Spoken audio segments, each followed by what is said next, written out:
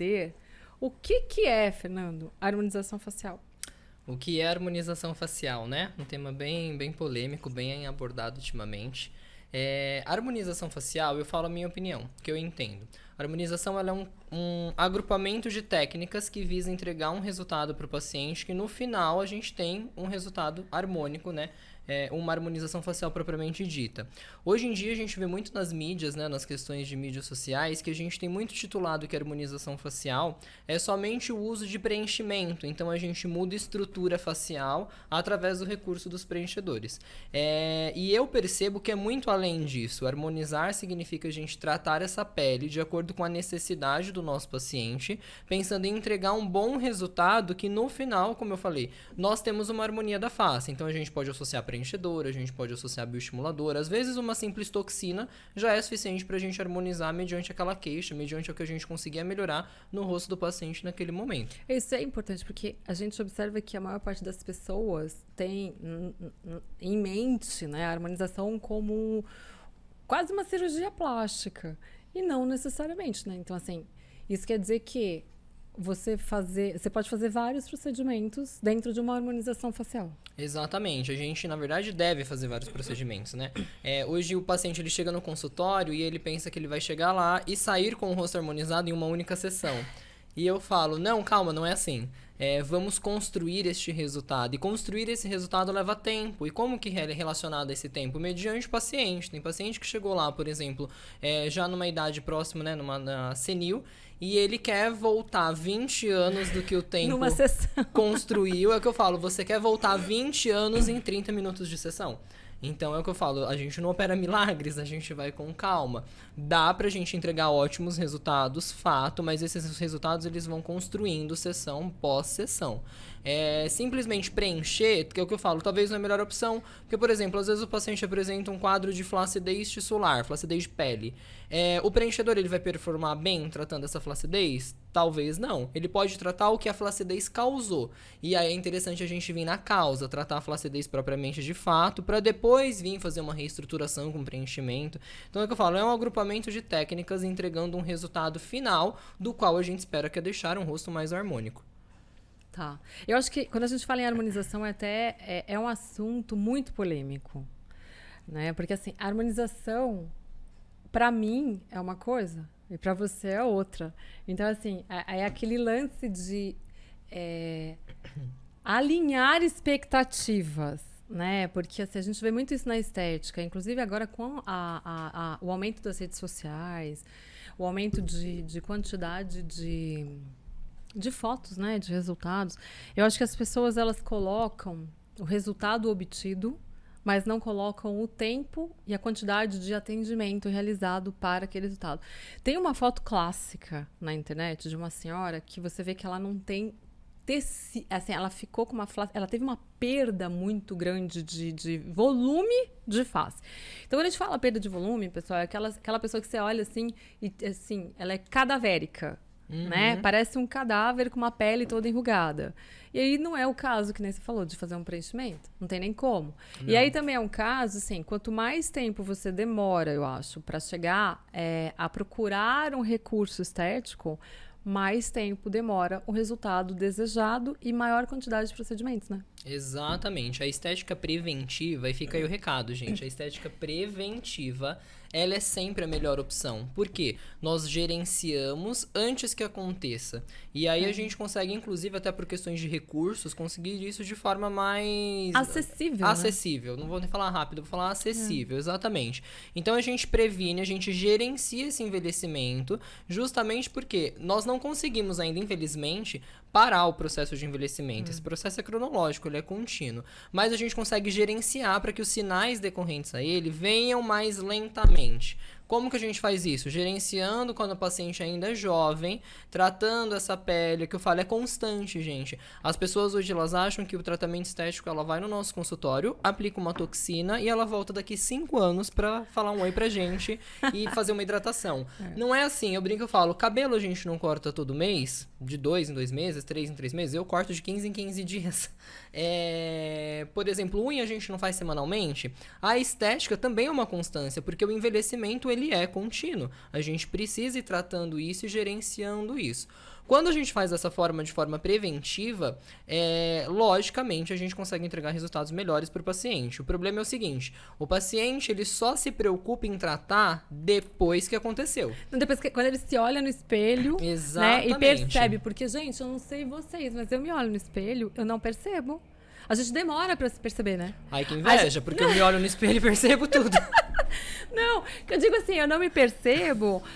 Na verdade, gente, eu não me percebo. Porque assim, eu olho, eu vejo algumas coisas, mas quando eu olho uma foto minha, ou quando eu me assisto, né, aqui nos vídeos, nas redes sociais, eu falo, olha essa... E aí eu fico falando, gente, preciso fazer isso, preciso fazer aquilo. E assim, então, muitas vezes, tem muita gente, eu acho principalmente, não sei se as mulheres, mas eu sinto isso mais nos homens. Acho que os homens demoram mais para se perceber. Talvez, por causa da barba. Apesar que hoje a estética masculina vem entrando muito em alta, né? Os homens, Sim. eles estão se preocupando com a beleza. A diferença é que, assim, as mulheres, elas fazem, elas comentam com a amiga, ela, né? Apesar que ainda isso está mudando. Hoje elas fazem mais assim, né? Não querem divulgar tanto. O homem, ele já é mais... não vergonha, mas ele é mais discreto nesse sentido. Ele faz, mas ele não quer que ninguém fique sabendo. Mas os homens, eles estão procurando sim. Mas sabe por que eu falo da barba? Eu vou dar o exemplo do meu irmão. O meu irmão, ele vive de cavanhaque, né? Aí, o que acontece? Outro dia, coitado, gente, foi até feio o que eu fiz. Ele tirou o cavanhaque, eu cheguei, olhei e falei... A barba é a maquiagem do homem. Eu olhei e falei assim... Né? Aquela cara assim, e a gente que trabalha com isso, assim, a gente tem que se controlar, né? Aí eu fazia assim, olhava pra ele, aí eu olhava pros filhos, eu falei, gente, o que aconteceu, né? Aí eles não falaram nada. Sim. Aí eu falei pra ele, não aguentei. Falei, bro, vem cá, vamos lá com a gente, né? Vamos lá na escola, que eu cuido de você. Porque a gente tem um monte de atendimento, né? Sim. Você mesmo é um dos profissionais que faz. A professora Cíntia faz atendimento lá com a gente. Então, assim, eu falo, vamos lá na escola pra gente trabalhar um pouquinho isso? Você tá precisando, viu, irmão? Não, então... Mas sabe o que acontece? Muitas vezes a barba ela acaba mascarando algum problema que quando a gente tira, ele passa a ficar mais evidenciado. O que a mulher não tem. Não, porque a mulher, quando ela começa a perder estruturação na face, a gente sabe, né, que um rosto mais jovem mantém essa estruturação aqui no terço médio, conforme envelhece, a gente perde essa estruturação, perde os nossos contornos de face. Na mulher, aonde a gente esconde isso? Não tem onde esconder. No homem, dependendo da barba, lógico, se for uma barba igual a minha, né, que é aquela barba rala, ela vai aparecer do mesmo jeito. Mas quando tem a barba mais cheia, a gente consegue desenhar esse ângulo, né, essa linha de continuidade, por exemplo, na mandíbula com a barba. Então a gente acaba passando esse aspecto, disfarçando essa queda, né, esse deslocamento no terço médio, e ele fica mascarado. O problema é quando tira, porque aí ele evidencia. Então, acho que é por isso também que as mulheres se preocupam mais com a estética do que os homens. Só que, assim, além daquele preconceito que existia sobre os homens, né? E agora caiu por terra, graças a Deus, porque, assim, a gente quer homens também cuidados, tá? A gente gosta de homens bonitos, a gente gosta de homens bem cuidados. E eu acho que faz parte, né?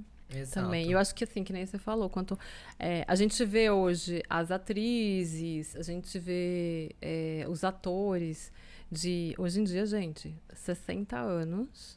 Tá todo mundo com a cara esticadinha. Hoje em dia, 60 anos são os novos 40. Exato. A gente consegue, como eu falei, através dos nossos procedimentos, gerenciar isso de uma forma que a pessoa chega na casa dos 50 com uma estrutura facial de 30. É possível fazer isso? Lógico, de forma preventiva, a gente vem tratando previamente.